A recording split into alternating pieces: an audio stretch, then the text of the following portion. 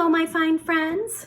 So now that you've learned a little bit about Vasily Kandinsky and you reviewed the art element of shape, we are going to use those two things as inspiration to create a Kandinsky style piece of abstract art using shape, line, and color.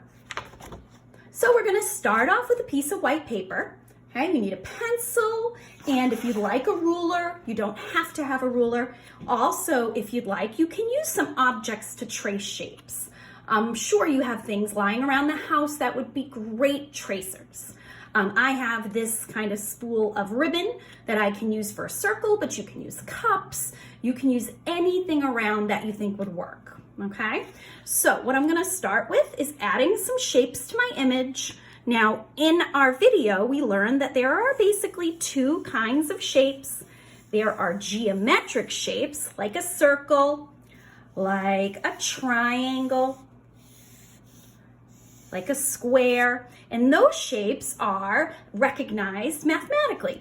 But there are also organic shapes. So something like a heart can be an organic shape.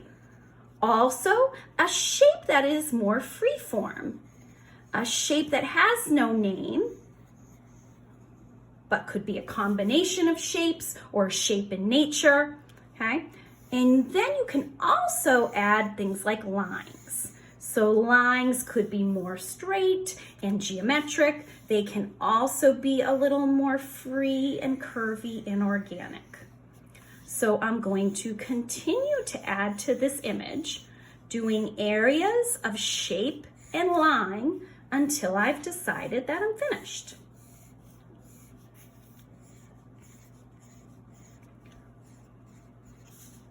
Now, what you want to be thinking about while you're drawing is a little bit of balance. So if you have a lot going on one side, you might want to add some more on the other side to balance it.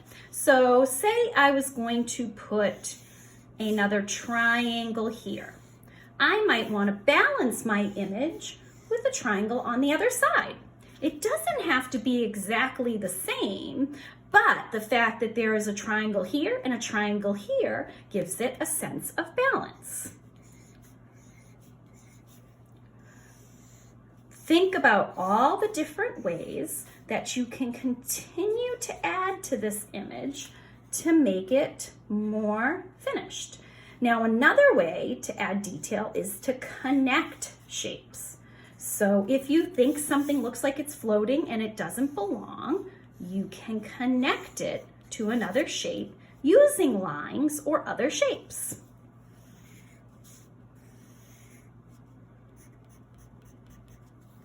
Now, if you think you have too many large things, you can add some smaller things to create that balance. Now, we only have one of these organic shapes, so I'm going to add another organic shape over here to help with that balance. Okay. So now that I feel like I have enough going on in my image, I'm going to start to trace with Sharpie. Now, you can use Sharpie, you can use a crayon to trace. If you have a different kind of marker, you can use that. Really, there is no right or wrong way to do something that is abstract like this. Now, an abstract piece of art is a piece of art that doesn't look like real life. So it has an image in it that is either just shapes, designs, and lines, or it is taking a real image and making it look different somehow. Okay, so we are doing a pure abstract drawing, just shapes and lines and designs and colors. We're not putting any recognizable things in our art. Doesn't mean that we don't see things inside of it, but it means that our purpose is to draw something completely abstract. When you are finished tracing in whatever form you'd like, you're going to start to add color. So now I'm going to take my image and I'm going to start to color it. What's great about using crayon to color is that we can use different pressure to create different values. So here I'm using really hard pressure to get a nice dark red. But as I lighten up the pressure on my coloring, I can get it to be lighter and lighter. Okay. Another great thing about crayon is in those lighter areas, we can layer. Another way to create contrast is by putting two colors next to each other that are very different, or two textures. The texture of a crayon is very different from the texture of a marker. So Wassily Kandinsky used music as an inspiration.